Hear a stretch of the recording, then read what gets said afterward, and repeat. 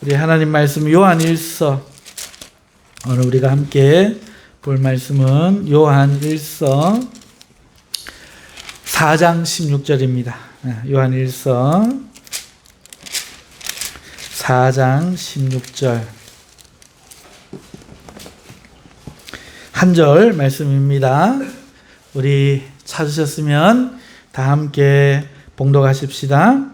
하나님이 우리를 사랑하시는 사랑을 우리가 알고 믿었노니 하나님은 사랑이시라. 사랑 안에 거하는 자는 하나님 안에 거하고 하나님도 그의 안에 거하시느니라. 아멘. 할렐루야. 오늘 이 본문 말씀 가지고 믿음과 사랑에 대하여 라는 제목으로 말씀 증거하겠습니다. 지난주 금요일에는요, 사랑은 감정이 아니다. 사랑은 상대에게 긍휼과 호의를 베풀며 상대를 살게 하며, 죽지 않고 살게 하며 잘 되게 하려는 행동, 동작이라고 말씀을 드렸습니다.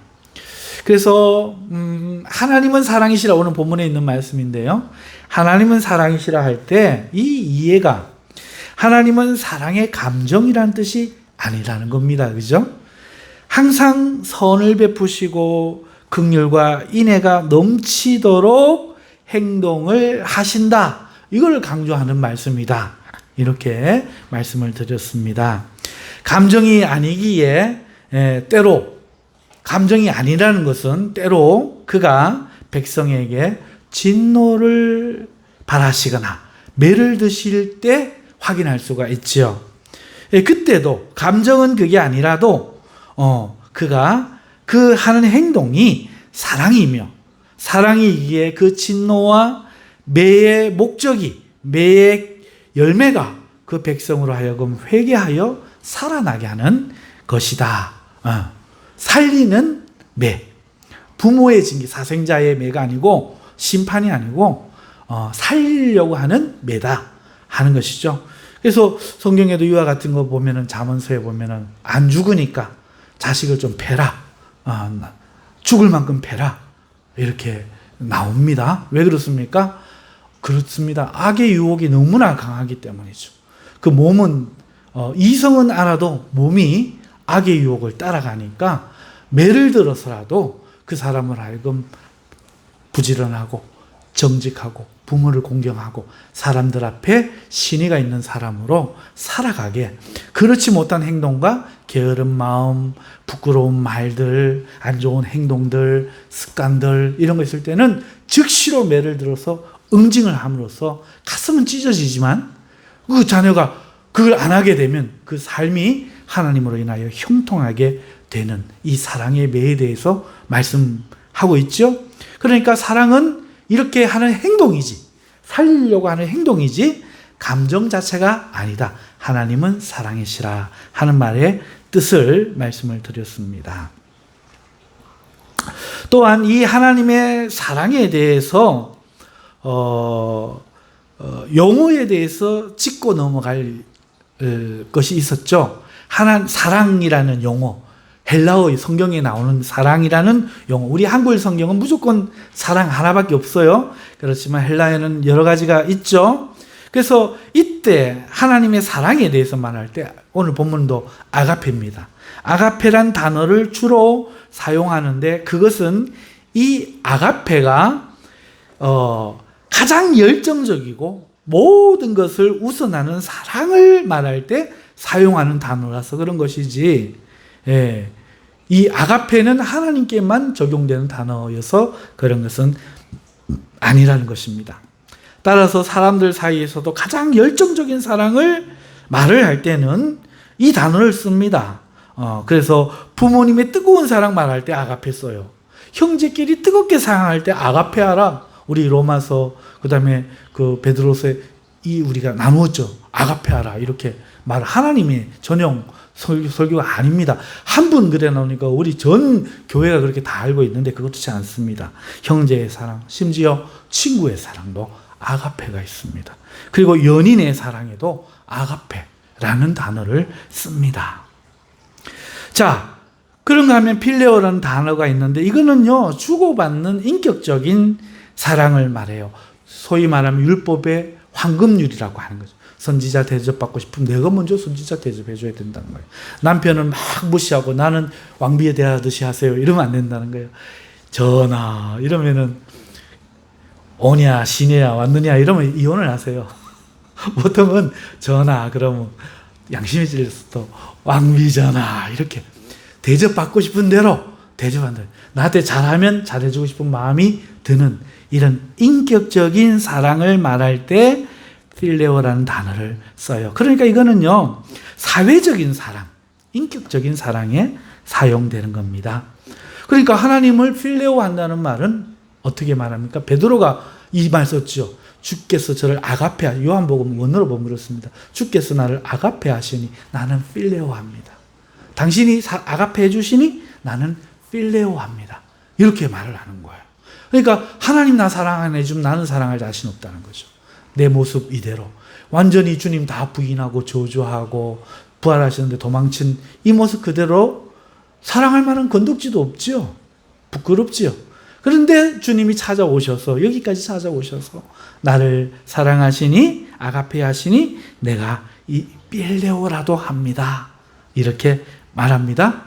그래서 신적인 용어 아니고 필레오는 친구 간에 쓰는 거 아닙니다. 사랑의 상태, 상태를 말하는 단어이죠. 그런가 하면은 또 에로스가 있죠. 이 에로스는요, 연인의 사랑에 주로 우리가 쓰이는 것으로 알고 있지만 이 에로스는요, 탐닉적인 사랑, 자기중심적인 짝사랑, 상대가 싫다 하는데도 하는 짝사랑이나 서로 좋지만 자기의 만족에 겨워서 하는 그런 종류의 사랑, 탐닉적인 사랑, 그게 에로스입니다. 상대에 대해 느끼는 자기 기쁨에 초점을 맞춰서 자기 응에 겨운 사랑에 쓰이는 단어여서 주로 연인의 사랑에 많이 쓰이지만 우상 숭배하는 이교도가 자신의 신에 대해 갖는 신앙심에도 이 단어가 사용됩니다. 그 신을 사랑한지라, 에로스한지라 이렇게 되는 거예요. 왜 그런가 하면 우상 숭배는 자기를 위한 탐심의 목적이 있거든요. 그래서 에로스가 되는 겁니다. 자, 이 용어에 대한 이해를 바르게 말씀을 드렸었죠. 그러나 오랜 시간 이 땅을 살고 있는 저희들도 그렇고 많은 사람들이 사랑을 감정으로 생각을 했어요. 그렇죠? 감정으로 생각을 한 우리는 이 감정을 뺀 사랑에 대한 이야기, 이 행동, 하나님의 동작을 이해하기 어렵고 받아들이기 어렵죠. 그렇죠? 김일성을 아주 주체 사상을 받아들인 아이들은 사상 전향하기가 굉장히 어렵습니다. 그것처럼 아가페 필레오 에로스도 엉터리로 배워놓으면 그거 한번 들어오면 바꾸기가 정말 어렵고 예수님도 그거 못하시잖아요. 오셔가지고 그죠? 결국 실패하고 실패에 반대하는 무리들에 의해서 죽으셨죠. 여러분, 우리는 사랑을 감정으로 생각하고 감정을 뺀 이 사랑에 대해서 이해하기 어렵고 실제로 사랑이 행위라고는 하지만 그러나 한편 우리 마음속에는 어떻게 감정이 없을 수 있는가 이 생각이 들지요. 그러니까 앞에 이야기를 충분히 해야 이제 이야기를 다룰 수가 있는 거죠. 어떤 사람들은 되지도 않으면서 한꺼번에 막 이걸 다 생각하거든요. 내 지적인 능력을 생각하지 않는 결과죠. 싸우려고 그러면 저들은 1000명인데 우리는 100명인데 이길 수 있을까 없을까 견주어 봐야 되죠. 예수님 말씀이잖아요. 그죠? 우리가 생각을 한꺼번에 할 능력이 되느냐? 아니면 우리는 스텝 바이 스텝, 한 발짝 한 발짝 이렇게 우리는 생각을 할 수밖에 없어요. 그게 겸손이죠. 여러분, 그래서 이 시간에 이제 이 감정에 대한 거 말씀을 드리려고 해요. 하나님은요, 사람을 자신의 형상으로 창조하셨다 이렇게 말씀했어요. 맞죠? 하나님은 하나님의 형상으로 우리를 창조했다 하는데, 그러면 하나님의 형상은 뭐죠? 하나님의 형상. 어떤 사람은요, 인간의 이 외형이 하나님과 닮지 않았을까 이런 생각을 합니다. 그러면요, 어떤 문제가 생기느냐? 인간과 비슷한 외형을 지닌 원숭이는 어떻게 되는가? 저것도 하나님의 형상인가? 하는 이 질문이 생기죠. 하지만 하나님이 동물을 하나님의 형상으로 지으셨다는 말씀은 없어요. 그러니까 그건 사실이 아니죠. 그렇다면 우리의 외형도 하나님의 형상이 아닌 거예요. 우리 외형은 하나님의 형상이 아닙니다. 성경에 인간의 형상과 비슷한 은유적 표현이 나오기는 합니다. 하나님에 대해서. 하나님에 대해서 성경에 우리의 형상을 말하는 듯한 은유적 표현. 아시죠? 내 마음은 호수요라고 말하면 내 마음이 호수다는 사실 직설법이 아니죠. 은유적인 표현이죠. 빗대서, 그죠? 비유한 거죠. 네. 자, 마찬가지로 하나님의 눈동자라든지 하나님의 얼굴이라든지 하나님의 손, 하나님의 발등상 이런 말들이 나옵니다만은 이거는 우리식으로 말하는 은유적 표현이요. 사실을 표현하는 것이 아닙니다. 영은 살과 뼈가 없지만 우리 육체가 하는 그런 기능은 하기 때문에 그렇게 표현하는 거예요. 영도 붙잡을 수도 있고요. 때릴 수도 있고요. 살릴 수도 있고요. 위로할 수도 있어요. 그래서 뭔가를 행할 때는 하나님의 손이다. 하나님이 어디를 가시는 걸 표현할 때는 하나님의 발이다. 하나님 앉으실 때는 보좌다. 이렇게 표현하는 거예요. 은유적으로. 우리가 이해할 수 있는 방식으로 표현하는 거예요. 자, 내가 숟가락으로 밥 먹는다. 조은영. 내가 숟가락으로 밥 먹는다. 인간 조은영이 내가 숟가락으로 밥 먹는다는 것을 저 개미에게 표현해 보세요. 개미가 알아듣는 가장 최선의 은유적 표현을 찾아서 표현하지 않으면 못 알아듣는 거예요. 맞죠? 성경은 우리에게 주시는 하나님 말씀이라서 그렇게 하나님이 자기 형상에 대해서 표현하신 거지 이것을 과학적이고 객관적인 사실 아니에요. 아셨죠? 자, 그래서 이런 외형은 아니라는 거예요. 어떤 사람은 또 인간이 가지고 있는 지식, 감정, 의지가 하나님의 형상이 아닌가 이런 생각합니다. 이렇게 신학교에서 실제 가르치고 있습니다. 그러나 이 또한 그럴 수 없어요. 왜 그런가 하면요. 동물들도 정도의 차이만 있지 다 있어요. 없다 할 수 없어요. 그렇죠? 천사는요. 지식이 있죠? 의지가 있죠? 감정이 있잖아요. 그러니까 천사가 하나님이에요? 하나님의 형상대로 창조된 거예요? 아니잖아요. 그렇죠? 그러니까 지식, 의지, 감정조차도 하나님의 형상이라고는 말할 수가 없죠. 외형도 아니고요. 감정, 지식, 의지도 아닙니다. 성경도 하나님의 형상이 무엇인지 정확하게 밝혀놓지 않았어요. 맞죠? 그러면 해놨으면 벌써 성경 박사님들이 다 이야기했겠죠? 없습니다. 또한 하나님을 본 자는 죽고 살 수 없다고 했어요. 이건 사실이에요. 심지어 요한계시록에는 하나님을 보좌하고 있는 그 천사장들도 하나님을 감히 바라보지 못하고 날개로 눈을 가리고 거룩하다, 거룩하다 이 말만 반복하고 있다고 해요. 누가 있어서 하나님의 형상이 어떤지 무엇인지 알 수 있겠습니까? 그렇죠? 네. 하나님의 형상은 성경에 말한 적도 없고 볼 수도 없습니다. 자, 그런데 단지 몇 가지 추측할 수 있어요. 성경은요, 성경이라는 것은 하나님이 직접 자신을 우리에게 계시하여 보여준 특별한 계시예요. 하나님을 알도록. 요새 봐. 그래서 사진을 보면 그 사람 아는 것처럼 성경을 보면 하나님을 알 수 있는 거예요. 그래서 거기에 이 성경에 하나님에 대해서 하나님 자신이 정의하는 말이 몇 가지 있습니다. 첫째, 하나님은 영이시라. 오늘 본문에는 없네. 하나님은 영이시라. 그리고 두 번째로는 하나님은 스스로 계시는 자로 영원하시다.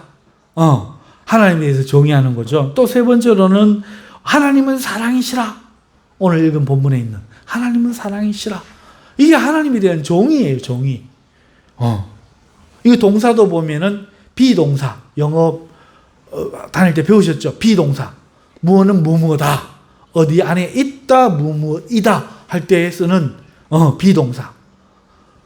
하나님은 아가페 에이미 에이미가 비동사거든요.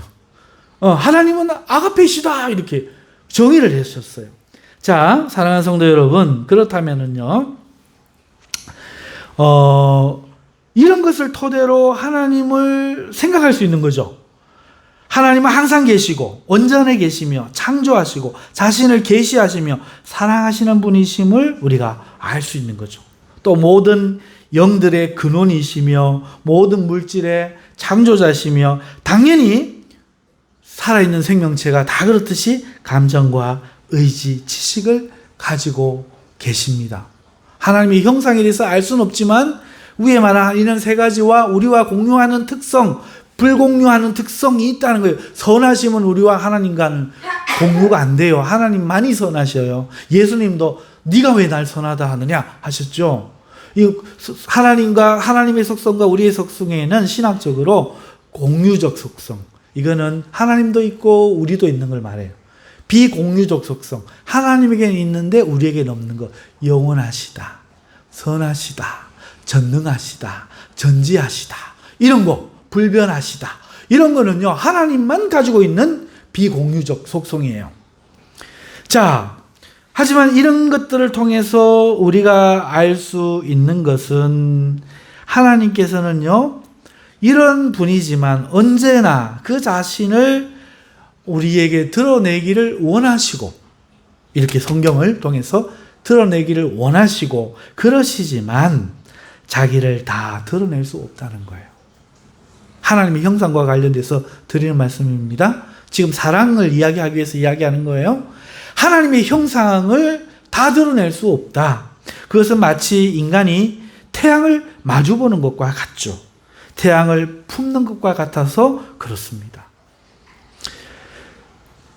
그렇게 우리는 불가능한 거란 얘기죠. 태양이 아무리 좋아도 태양 없이 살 수 없어도 앉거나 마주볼 수 없는 거죠. 그렇지만 또 태양이 너무 멀면 얼어 죽게 되는 것과 같아서 하나님은 항상 우리와 거리를 두시고 우리를 대해주고 계셔요. 모세에게도 그렇게 하셨죠. 우리를 만나 주실 때 그래서 그냥 1대1 존재와 존재의 대면으로 못 만나 주셔요. 어떻게 합니까? 사람으로 변해서 오시든지 환상으로 오시든지 이렇게 오시잖아요. 그래서 하나님은 우리를 만나 주실 때 항상 거리를 두시고 언약을 통해서 만나 주시고, 또 말씀을 주실 때도 선지자나 천사를 통해서 말씀을 우리에게 전달해 주시는 거예요. 자, 지금 저희는 사랑에 대해서 말씀하고 있는데요. 그렇죠? 하나님의 형상을 지금 말하고 있잖아요. 다 알려줄 수 없다고 말하고 있잖아요. 이걸 왜 말하느냐? 하나님이 사랑이시라 할 때 그 사랑하심이 하나님의 모습, 모양에 속하는 것임을 말하기 위해서. 이 사랑이 하나님의 형상이지만 그 사랑 전체를 우리가 완벽하게 알 수는 없는 거예요. 그래서 그가 하신 행동, 그가 하신 말씀을 비추어서 우리가 알 수 있는 부분만, 필요한 만큼만 아는 것, 이거밖에는 우리가 할 수가 없는 거죠. 우리 안에 있는 하나님의 형상. 그래서 외형도 아니다, 감정, 지식, 의지도 아니다 라고 하지만 아까 공유적 속성, 비공유적 속성 이야기했죠? 네, 그런 게 있어요. 그래서 여러분, 우리가 하나님을 사랑을 다 알 수 없는 거는 비공유적 속성 때문에, 하나님과 같지 않기 때문에 다 알 수 없는 부분이지만 하나님에게도 있고 우리에게도 있어서 알 수 있는 공유적 속성 안에서만 우리가 하나님의 형상, 다시 말하면 우리의 형상을 알 수가 있는 거죠. 그 중에 하나가 바로 사랑이다. 사랑이다 말씀을 드렸는데, 그런데 사랑은 뭐라고 말했어요? 감정이 아니고 뭐다고요? 행동이다. 행동이다. 이렇게 말씀을 드렸잖아요. 여보세요? 행동이다. 말씀을 드렸잖아요. 자, 그런데 어디서부터 시작됐어요? 그런데 그럼 감정 어떻게 할 거냐? 이것 때문에 이 말씀 드린 거거든요. 감정은 그러면 어떻게 되는가? 이 부분 말씀드리려고 하는 거예요. 하나님의 사랑의 행동은 하나님의 감정에 기인한 거예요. 감정이 사랑 아니에요. 하지만 감정은 배제된 행동만 나오는 게 아니라 하나님의 이 사랑에 지속되는 행동, 이거는 하나님의 감정에서 기인된 겁니다. 사랑 자체는 감정이 아니지만 감정으로부터 나온다는 거죠. 모든 고등한 존재는 다 감정이 있어요. 이제부터 감정 얘기합니다. 소, 개, 고양이 같은 가축은 말할 것도 없고요. 사자, 고릴라, 심지어 새들도 감정이 있습니다. 뿐만 아니라 그들은 인간과 그 수준이 조금 차이가 나서 그렇지 삶의 지식도 가지고 있어요. 까마귀가 도구 쓰는 거. 야, 꿀이나 뭐 이렇게 담아놓으면 나무 물고 와가지고 입에 물고 찍어가지고 먹어요. 씨앗을 넣어놓으면은 찐득찐득한 거 꿀 같은 거 묻혀가지고 갖고 찍어갖고 끄집어내갖고 먹어요. 지식이 있죠. 여러분, 자신과 한 무리를 이룬 동료들에 대한 감정도 분명히 있는 것을 알 수 있고, 때로는 그 동물들 사이에 분노와 미움, 시기와 배신, 이런 모습을 보여주기도 해요. 그렇죠? 이 말은 하나님께서 존재를 만드실 때 차별은 있어요. 사람과 동물 차별은 이때 존재하기 위한 본능에 속한 지식, 감정, 의지를 다 만들어 주셨다는 것이죠. 무슨 말 하는지 정리 안 되면 또 헷갈리실 분을 위해서 말합니다. 우리가 사랑을 이야기하는데, 하나님의 사랑에 대해서 알려고 하는데, 하나님이 십자가에 죽어주신 사랑, 이 행동이잖아요. 여기에 사랑이 있나니. 네, 사랑은 행동이에요. 맞죠? 감정은 아닙니다. 하지만 사랑은 감정에서 기인되는 거예요. 감정으로부터 기인돼서 나오는 행동이죠. 사랑 자체는 아니지만 사랑의 어떤 결과물, 감정의 결과물이라고도 말할 수가 있습니다. 자, 그런데요, 이 감정은 지식과 감정과 의지가 우리 사람에게도, 하나님에게도, 천사에게도, 동물에게도 다 있다, 이 말씀을 드린 겁니다. 그리고 사람도 감정이 있어요. 이걸 이제 사랑과 이을 건데요, 조금만 더 들어보세요. 사랑의 행동은 여기서, 사랑도 여기서 시작돼요. 감정에서요. 하나님에 대해서 성경이 가장 먼저 기록하는 것 무엇일까요? 하나님에 대해서 성경이 가장 먼저 기록한 것은 하나님이 천지를 창조하셨다는 그의 행동과, 그 다음에 그 행위에 대한 그의 감정을 기록했어요. 보시기에 좋았더라. 바로 그것입니다. 하나님이 천지를 창조하시니라 행동, 그 다음에 보시기에 좋았더라 감정, 이거를 가장 먼저 기록을 한 거죠. 여러분, 사람도 마찬가지입니다. 사람에 대해서 성경이 뭘 어떻게 기록했을까? 사람에 대해서 성경이 가장 먼저 기록한 것은 사람의 감정입니다.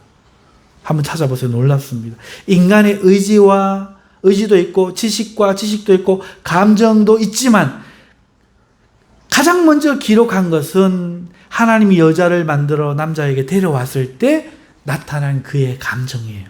이는 내 살 중에 살이요 뼈 중에 뼈로다. 이 말은 다른 말로 여자를 보고 심히 좋다, 만족한다, 최고다, 이 감정을 말했던 감정을. 사람에 대해서 제일 먼저 기록한, 사람이 한 행동, 사람에 대해서 하나님이 어떻게 하신 거 말고 사람에 대해서 한 거는, 기록한 거는 감정이, 사람의 감정. 하나님에서 기록한 거는 하나님의 행동과 그것에 대한 하나님의 감정. 사람이 기록한 것은 사람에게 한 하나님의 행동, 여자를 만들어 오신 것과 그것에 대한 인간의 감정, 이거를 성경이 기록해 놨다는 거죠. 이로 볼 때 하나님도 사람도 뭐가 중요합니까? 감정이 중요한 거죠. 맞죠? 지금 사랑에 대해서 이야기할 겁니다. 그렇지만 감정과의 관계를 지금 이야기하는 겁니다. 그러니까 여기서 반전이 일어나요. 사람이 뱀의 꾀임으로 선악과를 따먹잖아요. 그 후에요, 감정의 변화가 일어납니다. 똑같은 감정이 아니에요. 첫 번째 감정은 창세기 3장 7절에 나타나는 수치심이에요. 이들의 이에 그들의 눈이 밝아져 자기들이 벗은 줄 알고 무화과 나무를 입어 어머 부끄러워 치마로 삼았더라. 수치심. 이게 죄로 말미암아 타락한 후에 생긴 새로운 감정이에요. 수치심. 딱 누구 이야기하면은 수치심 느끼잖아요. 그죠? 너 왜 그렇게 눈이 작아? 동양인 왜 이래? 이러면은 수치심 느끼잖아요. 그죠? 이 수치심. 이거는 하나님이 만들어준 감정이 아닙니다. 두 번째 감정은 창세기 3장 10절의 두려움이에요. 이르되 내가 동산에서 하나님의 소리를 듣고 벗었으므로 두려워하여 숨었네. 수치심을 느끼면 두려운가 봐. 두려워하여 숨었나이다. 두려움. 두려움이 죄로 말미암아 온 감정입니다. 세 번째 감정은 창세기 3장 12절의 원망이에요. 아담이 이르되 하나님이 주셔서 나와 함께 하신 여자 그가 그 나무 열매 하나님이 그 여자가 나무 열매를 내게 주므로 내가 먹었나이다. 이렇게 원망을 하죠. 원망이라는 감정. 다른 말로는 책임전가. 니타시아. 책임전가. 요게 바로 죄의 감정입니다. 네 번째로는요. 감정은 창세기 3장 23절의 상실감이라는 거예요. 상실감. 여호와 하나님이 에덴 동산에서 그를 내보내어 그의 근원이 된 땅을 갈게 하신 자. 상실. 일 안 해도 먹고 살 수 있었던 그 옛날에 하나님의 그 안전이 보장되었던 그날에 그걸 잃어버린 거예요. 상실을 해버린 거죠. 지위를 잃어버리고 삶의 터전을 잃어버린 그 상실감. 이것이 감정이죠. 우리 오늘날 살아가면서 상실감 느끼죠. 떨어지면 어떻게 하나? 나는만 안 되면 어떻게 하나? 나만 병 걸리면 어떻게 하나? 건강 잃으면 어떻게 되나? 이런 상실감. 다섯 번째 감정은 창세기 4장 5절의 분노입니다.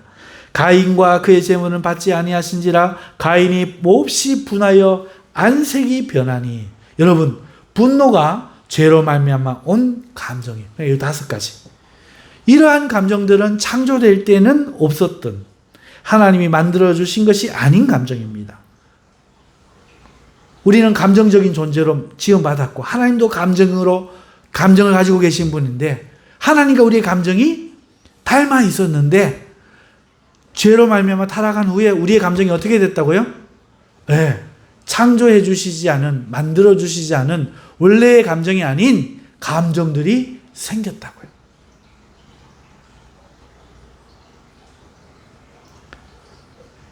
여러분, 이 감정들은 하나님께 없어요. 이 감정들, 조금 전에 이야기한 다섯 가지 감정은 하나님한테 없습니다. 그런데 누구에게는 있어요? 우리한테 있고 또 마귀에게는 있어요. 마귀는 이 시기하고 질투하고 분노하고. 여러분, 지금 우리는 감정에 대해서 저를 보세요. 지금 우리는요, 감정을 이야기할 때 감정에 대해서 이런 구분을 하지 않아요. 감정은 그냥 감정인갑다 이렇게 생각한단 말이에요. 원래부터 있었는갑다 생각하지만 아니에요.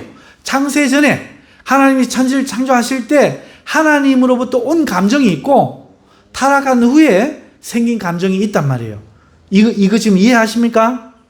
타락한 후에 생긴 감정들이 우리에게 있다는 겁니다. 우리는 이걸 구분하지 않지만 하나님께로부터 비롯된 좋은 감정이라는 게 있고 그것은 선한 감정이에요. 하지만 타락한 죄성으로부터 비롯되는 감정은 악한 감정이고 나쁜 감정이라는 겁니다. 이것이 지식과 의지도 동일해요. 지식과 의지도 동일합니다. 여러분, 자, 이제 이것을 사랑과 연결시켜 봅시다. 우리는 지정의를 가진 존재이며 동시에 타락한 존재잖아요. 하지만 동시에요, 우리는 뭘 가지고 있냐? 희미한 좋은 감정, 선한 감정의 그림자를 가지고 있어요. 타락하기 전의 감정은 하나님의 감정을 잃어버렸어. 파괴됐어. 공유적 속성에 속하는 거예요. 하나님도 감정이 있고 우리도 감정이 있어. 그런데 우리의 것은 잃어버리고 파괴된 거야. 그래서 선하고 좋은 감정이 아니에요.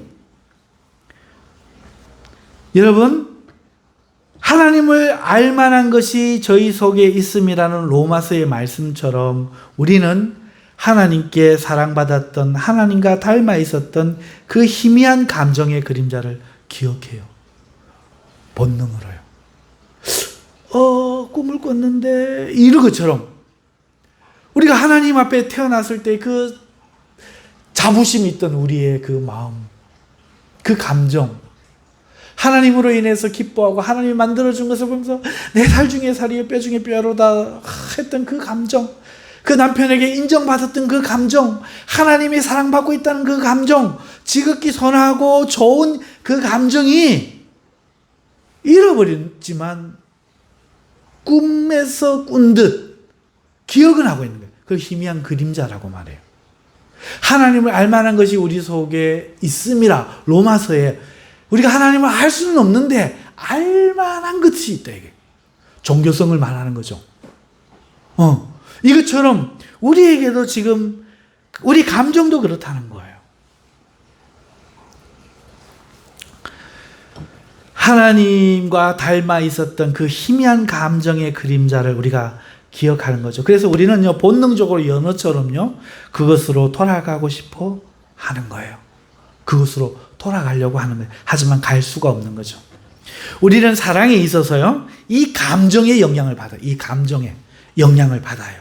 예를 들어서 엄마를 사랑하는 감정은요, 하나님께 인정받고 사랑받았던 그 감정의 기억에 그 비슷하다는 것에 근원을 두고 있어요. 그 하나님과의 옛 상태로 돌아가고 싶은 영혼의 본능이 있고 그 감정을 영혼이 본능적으로 그리워하는 겁니다. 엄마의 사랑에서 그것을 찾는 거죠. 하지만 실상은 그 아기는요, 타락한 감정이죠. 상실감 때문에 엄마의 사랑에 목을 매고 그 사랑을 집착하지만, 그 집착을 사랑이라고 말하지만 그것은 나만을 자랑스러워할 때, 내가 필요한 것을 무한히 공급해 줄 때, 나로 두려움을 느끼게 하지 않을 때, 내가 수치를 느끼지 않게 할 때 뿐이며, 나아가 그 엄마의 사랑을 자신이 원하는 대로 아이는 지배하려고, 엄마 저거 사줘! 안 사주면 엄마 미운 사람, 나쁜 사람. 외국의 아이를 보니까 엄마 이름이 수진이라고 하면은 한 4살 멕시코 아이지 뭐 이름이 생각 안 나니까 수진이로 합시다. 요한이라고 칩시다. 엄마가 말하면 요한 그거 사줄 수 없어. 그러니까 이 아이가 손을 흔들면서 수진은 그러면 안 돼. 나 사줘야 하는 거야. 이러면서 막 둘이서 말싸움을 막 이렇게 하는 것을 봤어요. 얼마나 재밌던지. 여러분, 엄마를 지배하려고 하죠. 내가 원하는 방식으로 엄마의 사랑을 고정시키고 지배하고 내가 원하는 방식으로 유지하려고 합니다. 이게 타락한 감정이죠. 말씀을 들어야 되는데 자꾸 딴 거 하고 있으면 안 되는데 얼마나 내가 이거를 단어 하나라도 낱말 한 개라도 신경을 써서 고치고 또 고치고 준비했겠어요. 하나님 얼마나 하나님에 대해서 알기를 원하시겠어요. 여러분,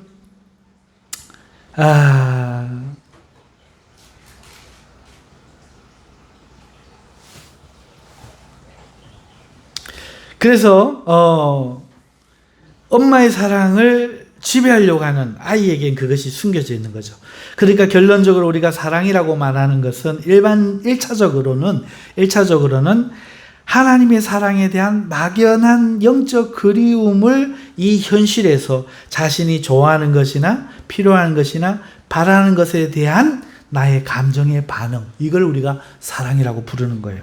이 감정이 상대에 대한 호의와 환영으로 나타나는, 너무 좋아, 이렇게 나타나는 거죠. 그것을 인식할 때 그 상대도 나를 좋아한다고 그러면서 큰 감정의 기쁨을 가지게 되는 겁니다. 이것을 통칭하여 우리가 사랑이라 말하고 있는 거예요. 통칭해서. 그리고 2차적으로는 이성이 그것에 개입을 해요. 그 감정, 사랑이라고 말하는 그 감정에 개입을 합니다. 우리의 사랑의 감정, 곧 좋은 감정은 이 좋은 감정의 자극 없는 거지만은 누구를 통해서 어떤 것을 통해서 자극을 받는 이 자극은 선하고 순수한 것을 처음에 지향해요. 왜? 원래 게 그랬으니까. 하지만 우리 자신은 욕심이 있고 이기적입니다. 타락했단 말이죠. 그래서 그것을 지속적으로 못하고 변합니다. 마음에 사랑 아닌 것, 곧 자기 자존심이나 상대를 지배하려고 하는 의식이나 소유욕으로 나타날 때 비극적인 종말을 맞이하는 거죠. 관계가 깨어지고 만남이 비극이 되는 경우가 그래서 생기는 겁니다. 처음에는 너무 순수하게, 엄마 아들이 얼마나 순수하게 돈 벌라고 사랑해 준 거 아니잖아요. 응? 그렇지만 키워가면서 어떻게 합니까? 너는 1등이 되어야 돼? 엄마가 못한 거 너는 해야 돼? 너는 왜 엄마가 바라는 자식이지 않아? 이러면서 엄마를 투여하고, 자식은 어떻게 합니까? 엄마가 좋아하는 건 모든 걸 해줄 마음이 있었었는데 지금 와서 엄마는 내가 해주는 걸 해야 돼? 엄마는 뭘 해줬다고 그러는 거야? 내가 싫다고 하잖아? 이러면서 비극이 되어가는 거죠.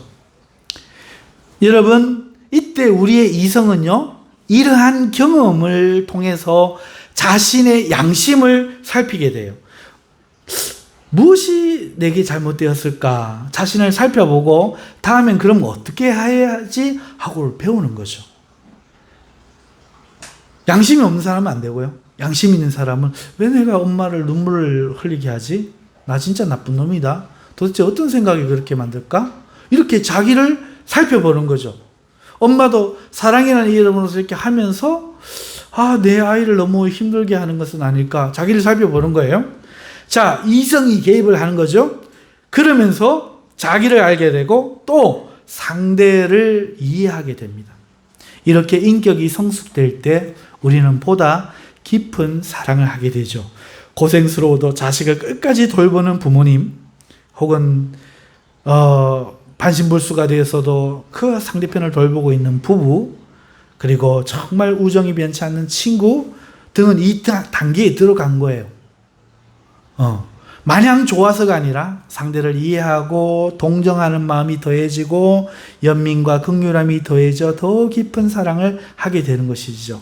하나님이 율법에서 원하시는 것이 바로 이 단계의 사랑이에요. 첫 번째 말고 타락한 감정이거든. 그래서 지식이 있는 사랑, 이걸 원하시는 거예요. 내가 명령하니 너는 사랑하라. 이렇게 하나님이 이 단계의 사랑을 율법에서 요구하시죠. 남을 누구처럼? 자신처럼 너를 대하듯이 사랑하라. 다시 말해 자신을 불쌍히 여기는 마음으로 대하라. 이렇게 말하. 네 해보니까 너도 잘 안 되지? 그러니까 잘 안 되는 거 이해해라. 사랑해라. 이렇게 말해주는 것이죠. 그래서 우리는 하나님의 선한 감정, 타락 전의 감정을 잃어버렸어요. 그리고는 우리는 타락 후에 감정을 가지고 있고, 죄의 감정은 아까 이야기한 것처럼 상실감이나 그다음에 그 수치심이나 분노나 이런 것들, 원망이나 이런 것들이 있잖아요. 이런 것들이 전쟁, 싸움 이런 형태로 죄로 나타나는 것들이고, 오늘 우리에게도 그리움이나 소망이나 여러 가지 것들이 있는데, 이것이 선한 희미한 그림자의 어떤 기억이란 말이죠. 그런데 그것을 따라가다가도 우리는 원래 그게 없고 이건 그림자일 뿐이기 때문에 곧 어떻게 되는가 하면 우리 육신의 것이 발동되어 가지고 관계가 깨져가는데, 관계가 깨져가는 이런 경험을 통해서 내 모습을 이렇게 살펴보는 거죠. 내가 참으로 못났구나. 그러면서 쟤도 그렇지 않을까. 이러면서 불쌍히 여기고, 나는 깨달았지만 지금 못 깨닫고 있는 걸 보면서 불쌍히 여기고, 이 율법에서 이런 사랑을 너 자신을 불쌍히 여기듯 내 몸을 사랑하듯 내 이웃을 사랑하라, 이렇게 말씀하고 있다 하는 것입니다. 자, 이 감정에서 우리는 사랑이 시작된다는 거죠.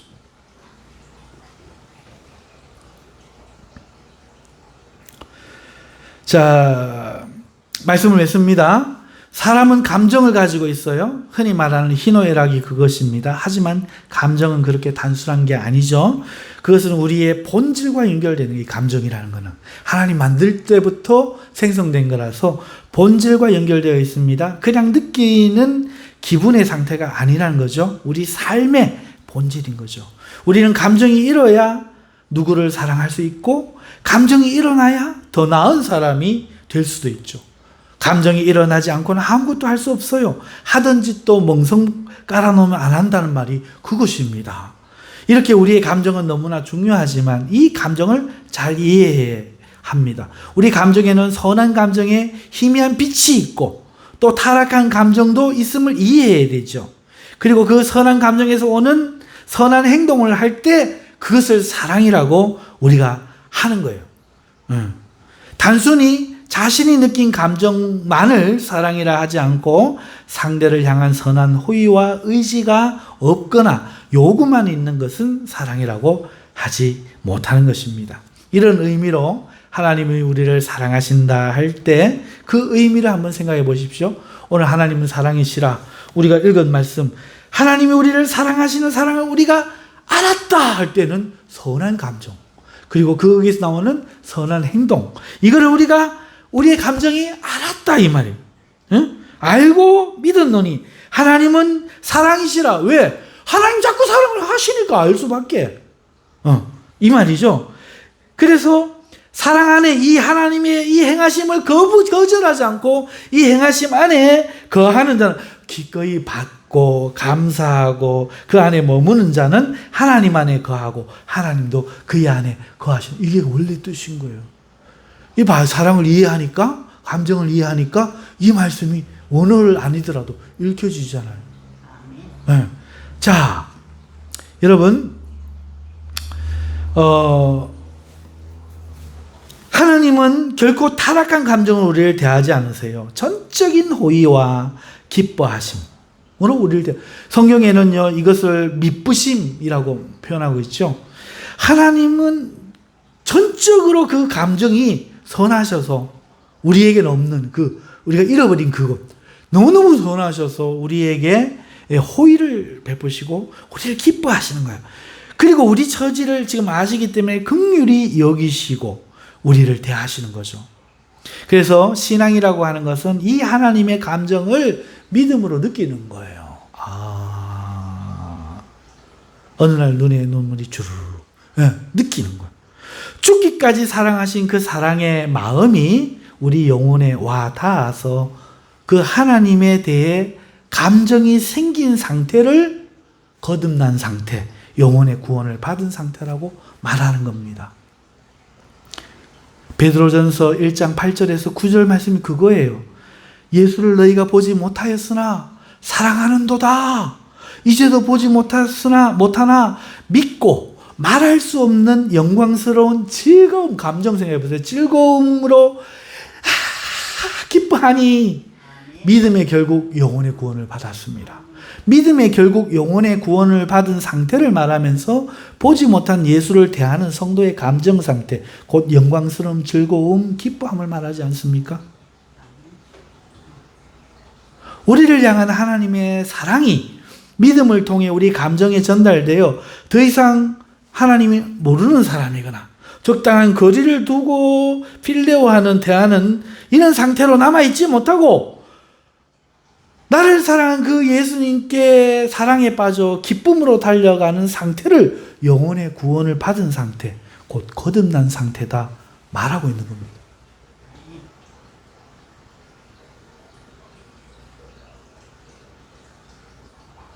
사랑하는 성도 여러분, 세계 대부흥의 시기에 유명한 요나단 에드워즈 목사님은 참된 성령에는 영적 감정이 나타난다 했습니다. 진짜 성령을 받았다면 거기에는 하나님을 향한 감정이 나타난다는 거예요. 그것도 선한 감정 말입니다. 저는 지금 사랑에 대해 사랑의 정의를 설교하는 것이 아닙니다. 우리 모두 하나님을 참 사랑하는가 묻고 있는 거예요. 사랑한다는 것의 의미를 모를 수 있어서 감정과 사랑의 관계와 속성을 설명드린 거예요. 내가 참 성령 받았나? 참으로 구원 받았나? 참으로 거듭났나? 이것이 무엇에 나타나느냐? 감정에 나타나요. 감정에. 하나님을 향한 감정에 나타난다는 거죠. 목적은 그것입니다. 그리스도의 십자가와 그 사랑이 지금 내 가슴에, 내 영혼에 느껴지는가? 나는 그 주님을 향해 어떤 사랑의 감정을 가지고 사랑의 행동을 하고 있는가? 내 음성이 들리느냐? 듣는 자는 살아나리라. 주님의 사랑이 그게 들리는 사람. 주님의 그 감정이 들리는 사람. 하나님이 여자를 데리고 왔는데, 뭐하러 또 저런 거 갖고 왔어? 아이고, 저 또 일친다? 근데 예언할까? 일친다? 이건 하나님이 내주는 사람. 하나님이 데리고 올 때, 그렇게 아담이 반응했던 것처럼, 오늘 예수님의 십자가와 예수님의 사랑과 하나님에 대해서 우리가 그러한 반응을 한다는 것은 믿음을 통해서 하나님의 사랑이 오늘 우리에게 와 닿았다. 하나님의 감정이 와 닿았다. 하나님의 그 행동으로 인해서 감정이 와 닿았다. 하와를 데리고 왔더니 그 감정이 와 닿아서 감정을 표현했다. 오늘 우리가 하나님을 사랑한다는 것은 그런 것이다. 그러니 오늘 우리도 점검을 해야 된다 하는 거예요. 많은 이들이 거듭남도 모르고 거듭났어도 그 세상과 친해져서 사랑이 식은 채 신앙생활을 하고 있어요. 영혼의 구원을 받지 못했는데 이를 알지도 못하고 있지를 않았나? 혹은 계시록에 기록된 것처럼 아시아 7교회 중 책망받는 교회처럼 사랑이 이미 식어 아무 능력이 없고 촛대를 옮길 지경이 되었는데도 모르고 있다는 겁니다. 거듭난 사람이 지옥 갈 수 있는가 이 말을 하는 게 아니에요. 중요한 것은 거듭나지 않았다면 거듭나도록 주를 바라보라는 겁니다. 십자가를 바라보고 구주의 이름을 부르라는 겁니다. 주님을 지금이라도 만나라는 거예요. 그래서 내 영혼이 살아나야 된다. 그게 시작에 있는 사람은 예수님을 믿은 것이다. 두 번째, 거듭난 자라면 거듭나면 지옥 안 간다. 이따위 소리 하지 말고 그게 목적이 아니고 주님께 책망받는 믿음, 곧 사랑이 식은 믿음이 되어 있지 않는가. 이걸 점검하라는 거예요. 그러니 첫사랑으로 돌아가라 말씀을 드리는 겁니다.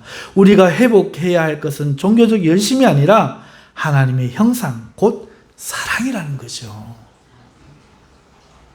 하나님을 사랑하는 거. 그런데 그건 감정에서부터 기인이 되니 감정은 되지 않았는데 의무로 하면 기껏 잘해야 바리새인과 서기관밖에 안 된다는 거예요. 유대인밖에 안 된다는 거예요. 나중에 외식만 하고 있고 다 죽은 사람 된다는 거예요. 근데 감정이 하나님 앞에 회복되어야 된다. 처음 믿을 때 그 사랑으로, 처음 믿을 때 그 신앙으로 돌아가야 된다. 지금까지 내가 경험하고 노하우 다 필요 없다 이거예요.